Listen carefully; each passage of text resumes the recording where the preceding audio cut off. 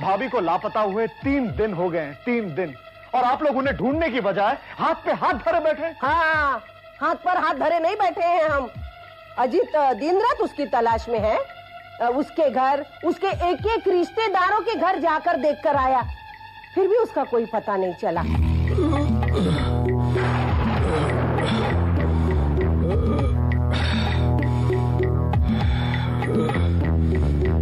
बदनामी हो सकती है। घर की बहू लापता है और आप लोगों को बदनामी की पड़ी है। हाँ? हम लोग अभी इसी वक्त पुलिस स्टेशन जाकर रिपोर्ट लिखवाएंगे। भाग्यवान, समझा करो। रोहित बेटा ठीक कह रहा है। हमें इसी वक्त पुलिस स्टेशन जाकर रिपोर्ट लिखवा देनी चाहिए।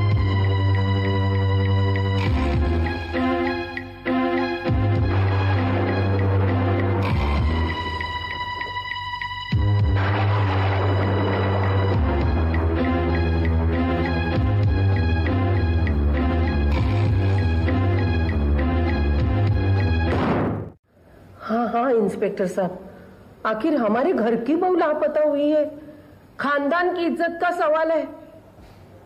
समझ रहे ना मैं क्या बोल रही हूँ? हाँ, मैं सब समझ रहा हूँ। ये खबर ना मैं टीवी पर दूंगा और ना ही किसी न्यूज़पेपर में। पुलिस उसे अपने ही तरीके से तलाश करेगी। अच्छा, एक बात बताइए, जिस वक्त आपकी पत्नी लापता हुई उसने कपड़े क्या पहन रखे थे? सफेद साड़ी पहनी थी, गले में मंगलसूत्र था, हाथों में कंगन और पैरों में पायल। डैड, इसी खंजर से मैंने कविता का कत्ल किया था। बहुत ही बेदर्दी के साथ ये खंजर मैंने उसके सीने में घोंप दिया था। अब अगर पुलिस को कविता की लाश मिलती है तो वो ये बात जान जाएगी कि कविता ने आत्महत्या नहीं की, बल्कि उसका कत्ल किया गया था। इसलिए हमें एक ऐसी लाश की जरूरत है जिसकी पोस्टमार्टम रिपोर्ट से यह साबित हो जाए कि मौत की वजह आत्महत्या ही है। नहीं, ऐसा नहीं हो सकता। कविता मर नहीं सकती है। मेरी कविता नहीं मर सकती इंस्पेक्टर साहब। मिस्टर अजीत, लाश के साथ मंगलसूत्र, कंगन और पायल बरामद हुए हैं। और हां, लाश पर सफेद साड़ी भी थी। लाश कहां है?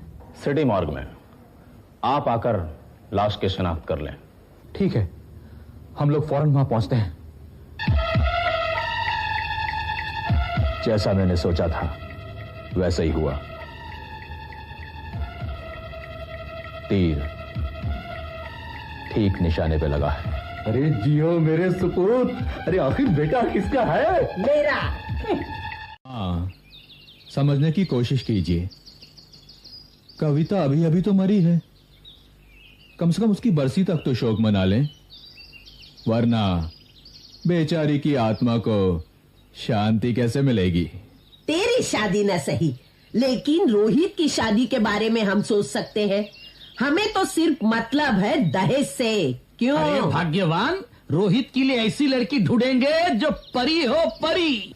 परी चाहे कैसी भी हो, लेकिन उसके पर होने चाहिए सोने के। दहेज में पूरे 25 लाख लूंगी।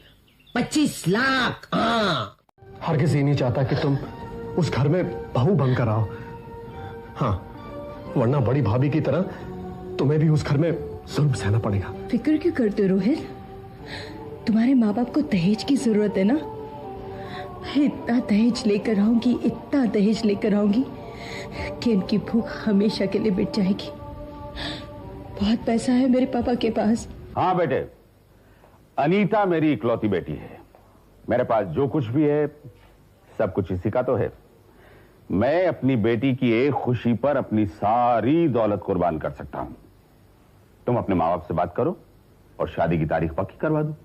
हर एक खत का एक एक शब्द उस मासूम पर हुए अत्याचार की कहानी सुनाएगा तुम्हें। अक्सर गरीब माँ बाप की बेटियां दहेज के लालची भेड़ियों के हाथों बेमौत मारी जाती हैं। कविता भी गरीब थी, और उसकी मौत का कारण दहेज है। अब मैं इस घर में बहू बनकर आ गई हूं और मैं ये साबित करके रहूंगी कि कविता ने आत्महत्या नहीं की, उसका कत्ल हुआ है। हाँ, कत्ल हुआ है।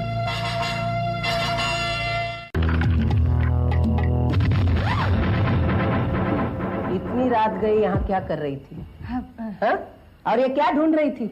जी वो मैं अपनी बूजी को ढूंढ रही थी। बूजी? हाँ बूजी, मेरी बिल्ली न जाने कहाँ खो गई है। इतनी रात तक जागना सेहत के लिए अच्छा नहीं है। रात काफी हो गई है, जाके सो जा। सवेरे ढूंढ लेना अपनी बूजी को।